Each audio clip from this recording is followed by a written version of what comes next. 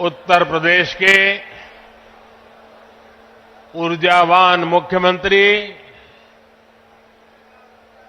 श्रीमान योगी आदित्यनाथ जी, पूज्य श्री अवधेशानंद गिरी जी, कल्की धाम के प्रमुख आचार्य प्रमोद कृष्णम जी, पूज्य स्वामी कैलाशानंद ब्रह्मचारी जी, पूज्य सद्गुरु श्री जितेश्वर जी, विशाल संख्या में पधारे हुए भारत के भिन्न भिन्न कोने से आए हुए पूज्य संतगण और मेरे प्यारे श्रद्धावान भाइयों और बहनों, आज यूपी की धरती से प्रभु राम और प्रभु कृष्ण की भूमि से भक्ति, भाव और आध्यात्म की एक और धारा प्रवाहित होने को लालायित है। आज पूज्य संतों की साधना और जनमानस की भावना से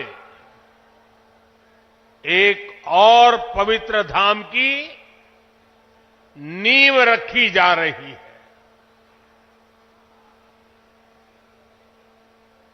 अभी आप संतों आचार्यों की उपस्थिति में मुझे भव्य कल्की धाम के शिलान्यास का सौभाग्य मिला है। मुझे विश्वास है कि कल्की धाम भारतीय आस्था के एक और विराट केंद्र के रूप में उभर कर सामने आएगा। मैं सभी देशवासियों को और विश्व के सभी श्रद्धालुओं को शुभकामनाएं देता हूं। अभी आचार्य जी कह रहे थे कि 18 साल की प्रतीक्षा के बाद आज ये अवसर आया है। वैसे भी आचार्य जी कई ऐसे अच्छे काम हैं जो कुछ लोग मेरे लिए ही छोड़ करके चले गए हैं।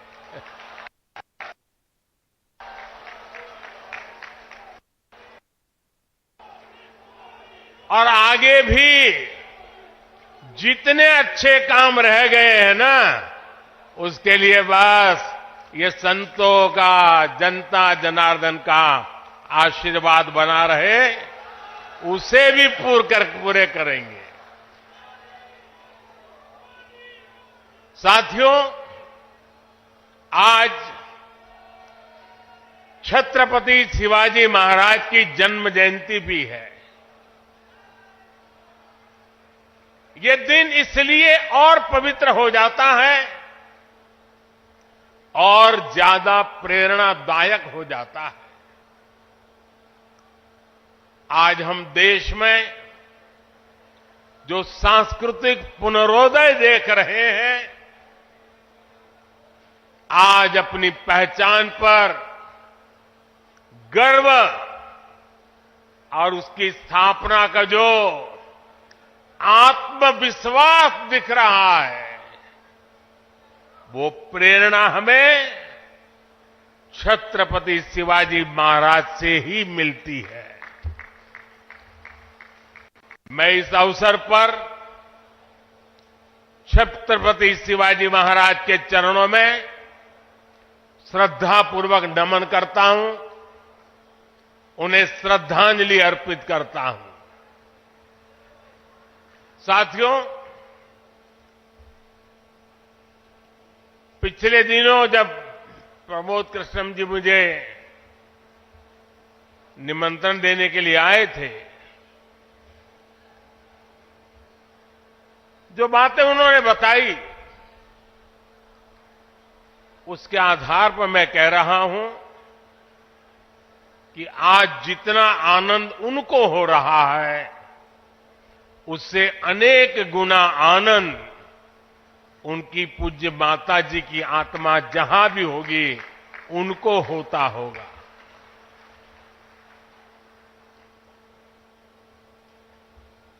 और मां के वचन के पालन के लिए एक बेटा कैसे जीवन खपा सकता है, ये प्रमोद जी ने दिखा दिया।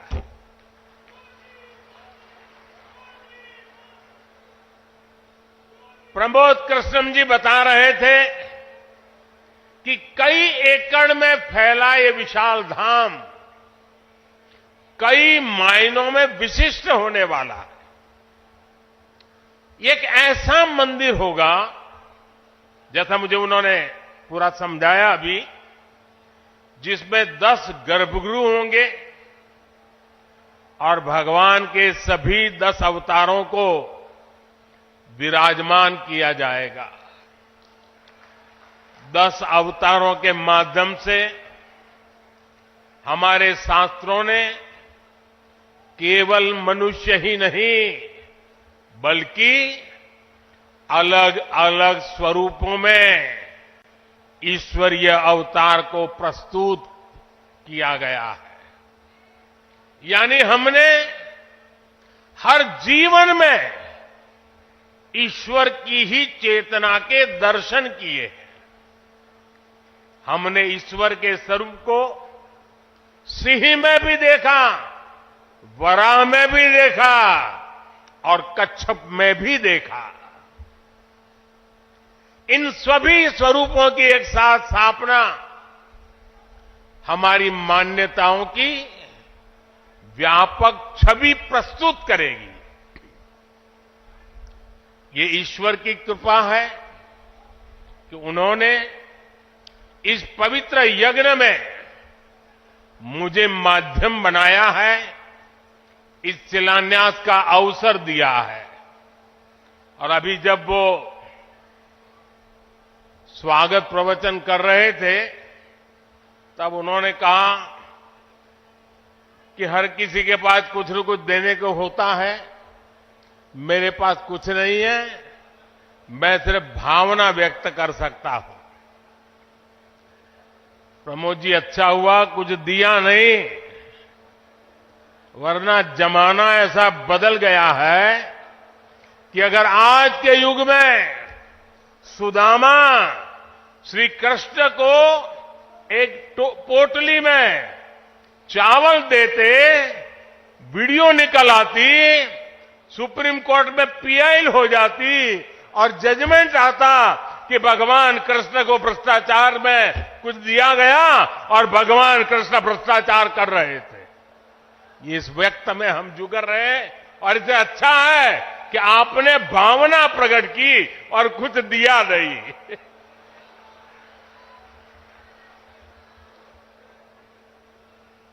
मैं इस शुभ कार्य में अपना मार्गदर्शन देने के लिए पधारे सभी संतों को भी नमन करता हूं। मैं आचार्य प्रमोद कृष्णम जी को भी बधाई देता हूं। साथियों, आज संबल में हम जिस अवसर के साक्षी बन रहे हैं, ये भारत के सांस्कृतिक नवजागरण का एक और अद्भुत क्षण है। अभी पिछले महीने ही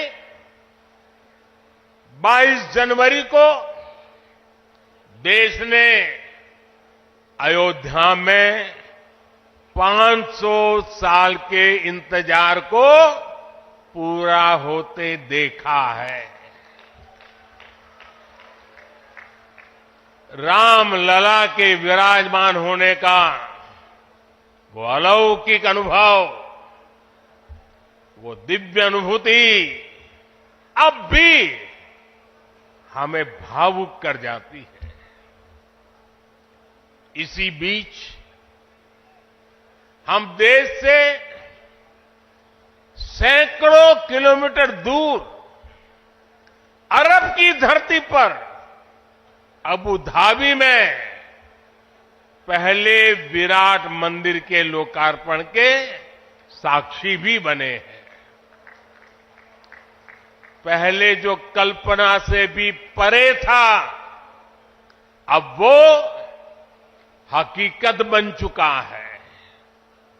और अब हम यहां संभल में भव्य कल की धाम के शिलान्यास के गवाह बन रहे हैं। भाई और बहनों, एक के बाद एक ऐसे आध्यात्मिक अनुभव, सांस्कृतिक गौरव के ये पल हमारी पीढ़ी के जीवन काल में इसका आना, इससे बड़ा सौभाग्य क्या हो सकता है। इसी कालखंड में हमने विश्वनाथ धाम के वैभव को काशी की धरती पर देखा है, निखरता हुआ देखा है। इसी कालखंड में हम काशी का कायाकल्प होते देख रहे हैं। इसी दौर में महाकाल के महालोक की महिमा हमने देखी है। हमने सोमनाथ का विकास देखा है, केदार घाटी का पुनर्निर्माण देखा है। हम विकास भी, विरासत भी, इस मंत्र को आत्मसात करते हुए चल रहे हैं। आज एक और हमारे तीर्थों का विकास हो रहा है, तो दूसरी ओर शहरों में हाई टेक इंफ्रास्ट्रक्चर भी तैयार हो रहा है। आज अगर मंदिर बन रहे हैं, तो देश भर में नए मेडिकल कॉलेज भी बन रहे हैं। आज विदेशों से हमारी प्राचीन मूर्तियां भी वापस लाई जा रही है और रिकॉर्ड संख्या में विदेशी निवेश भी आ रहा है। ये परिवर्तन प्रमाण है साथियों, और प्रमाण इस बात का है, समय का चक्र घूम चुका है। एक नया दौर आज हमारे दरवाजे पर दस्तक दे रहा है। ये समय है हम उस आगमन का दिल खोलकर स्वागत करें।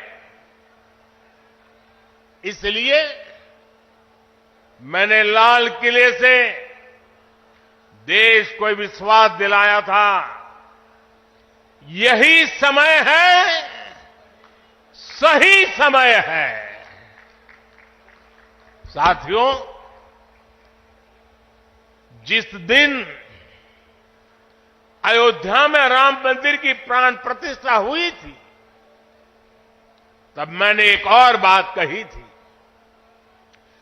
22 जनवरी से अब नए काल चक्र की शुरुआत हो चुकी है। प्रभु श्री राम ने जब शासन किया तो उसका प्रभाव हजारों वर्ष तक रहा। उसी तरह राम लला के विराजमान होने से अगले 1000 वर्षों तक भारत के लिए एक नई यात्रा का शुभारंभ हो रहा है। अमृत काल में राष्ट्र निर्माण के लिए पूरी सहस्त्र शताब्दी का यह संकल्प केवल एक अभिलाषा भर नहीं है, ये एक ऐसा संकल्प है जिसे हमारी संस्कृति ने हर कालखंड में जीकर दिखाया है। भगवान कल्कि के विषय में आचार्य प्रमोद कृष्णम जी ने गहरा अध्ययन किया है। भगवान कल्कि के अवतार से जुड़े कई सारे तथ्य और शास्त्रीय जानकारियां भी आचार्य प्रमोद कृष्णम जी मुझे बता रहे थे। जैसे उन्होंने बताया कि कल्कि पुराण में लिखा है, शंबले वस तस्तस्य सहस्त्र परिवत्सरा, यानी भगवान राम की तरह ही कल्कि का अवतार भी हजारों वर्षों की रूपरेखा तय करेगा। इसलिए भाइयों और बहनों, हम ये कह सकते हैं कि कल्कि काल चक्र के परिवर्तन के प्रणेता भी है और प्रेरणा स्रोत भी है। और शायद इसीलिए कल्कि धाम एक ऐसा स्थान होने जा रहा है जो उन भगवान को समर्पित है जिनको अभी अवतार होना बाकी है। अब कल्पना करिए, हमारे शास्त्रों में सैकड़ों हजारों साल पहले भविष्य को लेकर इस तरह की अवधारणा लिखी गई। हजारों वर्ष बाद की घटनाओं के लिए भी सोचा गया। ये कितना अद्भुत है, और ये भी कितना अद्भुत है कि आज प्रमोद कृष्णम जैसे लोग पूरे विश्वास के साथ उन मान्यताओं को आगे बढ़ा रहे हैं, अपना जीवन खपा रहे हैं। वो भगवान कल्कि के लिए मंदिर बना रहे हैं, उनकी आराधना कर रहे हैं। हजारों वर्ष बाद की आस्था और अभी से उसकी तैयारी, यानी हम लोग भविष्य को लेकर कितने तैयार रहने वाले लोग हैं। इसके लिए तो प्रमोद कृष्णम जी वाकई सराहना के पात्र है। मैं तो प्रमोद कृष्णम जी को एक राजनीतिक व्यक्ति के रूप में दूर से जानता था, मेरा परिचय नहीं था। लेकिन अभी जब कुछ दिन पहले मेरी उनसे पहली मुलाकात हुई तो ये भी पता चला कि वो ऐसे धार्मिक आध्यात्मिक कार्यों में कितनी मेहनत से लगे रहते हैं। कल्कि मंदिर के लिए इन्हें पिछली सरकारों से लंबी लड़ाई लड़नी पड़ी, कोर्ट के चक्कर भी लगाने पड़े।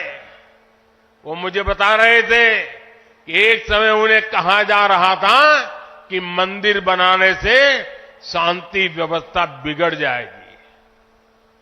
आज हमारी सरकार में प्रमोद कृष्णम जी निश्चिंत होकर इस काम को शुरू कर पाए हैं। मुझे भरोसा है कि मंदिर इस बात का प्रमाण होगी कि हम बेहतर भविष्य को लेकर कितने सकारात्मक रहने वाले लोग हैं। साथियों, भारत पराभव से भी विजय को खींच करके लाने वाला राष्ट्र है। हम पर सैकड़ों वर्षों तक इतने आक्रमण हुए, कोई और देश होता, कोई और समाज होता तो लगातार इतने आक्रमणों की चोट से पूरी तरह नष्ट हो गया होता। फिर भी हम न केवल डटे रहे बल्कि और भी ज्यादा मजबूत होकर सामने आए। आज सदियों के वो बलिदान फलीभूत हो रहे हैं। जैसे कोई बीज वर्षों के अकाल में पड़ा रहा हो, लेकिन जब वर्षा काल आता है तो वो बीज अंकुरित हो उठता है। वैसे ही आज भारत के अमृत काल में भारत के गौरव, भारत के उत्कर्ष और भारत के सामर्थ्य का बीज अंकुरित हो रहा है। एक के बाद एक हर क्षेत्र में कितना कुछ नया हो रहा है। जैसे देश के संत और आचार्य नए मंदिर बनवा रहे हैं, वैसे ही मुझे ईश्वर ने राष्ट्र रूपी मंदिर के नवनिर्माण का दायित्व सौंपा है। मैं दिन रात राष्ट्र रूपी मंदिर को भव्यता देने में लगा हूं, उसके गौरव का विस्तार कर रहा हूं। इस निष्ठा के परिणाम भी हमें उसी तेजी से मिल रहे हैं। आज पहली बार भारत उस मुकाम पर है जहां हम अनुसरण नहीं कर रहे हैं, उदाहरण पेश कर रहे हैं। आज पहली बार भारत को टेक्नोलॉजी और डिजिटल टेक्नोलॉजी के क्षेत्र में संभावनाओं के केंद्र के रूप में देखा जा रहा है। हमारी पहचान इनोवेशन हब के तौर पर हो रही है। हम पहली बार दुनिया की 5वीं सबसे बड़ी अर्थव्यवस्था जैसे बड़े मुकाम पर पहुंचे हैं। हम चंद्रमा के दक्षिण ध्रुव तक पहुंचने वाले पहले देश बने हैं। पहली बार भारत में वंदे भारत और नमो भारत जैसी आधुनिक ट्रेनें चल रही है। पहली बार भारत में बुलेट ट्रेन चलने की तैयारी हो रही है। पहली बार हाईटेक हाईवे, एक्सप्रेसवे का इतना बड़ा नेटवर्क और उसकी ताकत देश के पास है। पहली बार भारत का नागरिक, चाहे वो दुनिया के किसी भी देश में हो, अपने आप को इतना गौरवान्वित महसूस करता है। देश में सकारात्मक सोच और आत्मविश्वास का ये जो ज्वार हम देख रहे हैं, ये एक अद्भुत अनुभूति है। इसलिए आज हमारी शक्ति भी अनंत है और हमारे लिए संभावनाएं भी अपार है। साथियों, राष्ट्र को सफल होने के लिए ऊर्जा सामूहिकता से मिलती है। हमारे वेद कहते हैं, सहस्त्र शीर्षा पुरुष, सहस्त्र शीर्षा पुरुष, सहस्त्राक्ष सहस्त्रपाद, अर्थात निर्माण के लिए हजारों, लाखों, करोड़ों हाथ है। गतिमान होने के लिए हजारों, लाखों, करोड़ों पैर है। आज हमें भारत में उसी विराट चेतना के दर्शन हो रहे हैं। सबका साथ, सबका विकास, सबका विश्वास और सबका प्रयास, इस भावना से हर देशवासी एक भाव से, एक संकल्प से राष्ट्र के लिए काम कर रहा है। आप पिछले 10 वर्षों में कार्यों के विस्तार को देखिए। 4 करोड़ से ज्यादा लोगों को प्रधानमंत्री आवास योजना के तहत पक्के घर,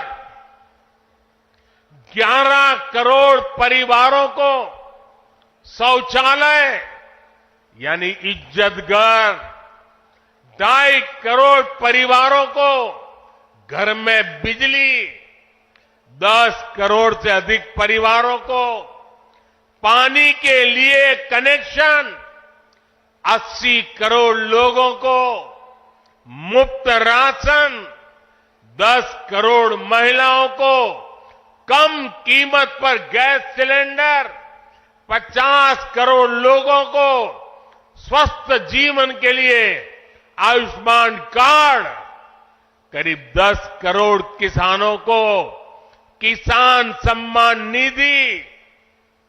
कोरोना काल में हर देशवासी को मुफ्त वैक्सीन, स्वच्छ भारत जैसा बड़ा अभियान आज पूरी दुनिया में भारत के इन कामों की चर्चा हो रही है। इस स्केल पर काम इसलिए हो सके क्योंकि सरकार के इन प्रयासों से देशवासियों का सामर्थ्य जुड़ गया। आज लोग सरकार की योजनाओं का लाभ दिलाने के लिए गरीबों की मदद कर रहे हैं। लोग 100% सैचुरेशन के अभियान में हिस्सा बन रहे हैं। गरीब की सेवा का ये भाव समाज को नर में नारायण की प्रेरणा देने वाले हमारे आध्यात्मिक मूल्यों से। आप सुन रहे हैं प्रधानमंत्री नरेंद्र मोदी को उत्तर प्रदेश के संबल में वो लोगों को संबोधित कर रहे हैं। पश्चिमी उत्तर प्रदेश में प्रधानमंत्री का ये दौरा बहुत ही महत्वपूर्ण माना जा रहा है। 2014 की जीत को दोहराने की कोशिश यहां पर बीजेपी कर रही है। चौधरी चरण सिंह को भारत रत्न की घोषणा की गई है और उसके बाद प्रधानमंत्री का ये पहला उत्तर प्रदेश का दौरा है। साथ ही अब आरएलडी जो है वो भी एनडीए की हमसफर बन चुकी है। ऐसे में यहाँ पर प्रधानमंत्री जो है उन्होंने कल की धाम मंदिर की आधारशिला रखी है और प्रमोद कृष्णन जो कि कुछ वक्त पहले तक कांग्रेस से जुड़े हुए थे, उनके निमंत्रण पर प्रधानमंत्री यहाँ पर पहुंचे और उन्होंने कहा है कि जो काम रह गए हैं वो भी अब आगे आने वाले वक्त में पूरे कर लिए जाएंगे।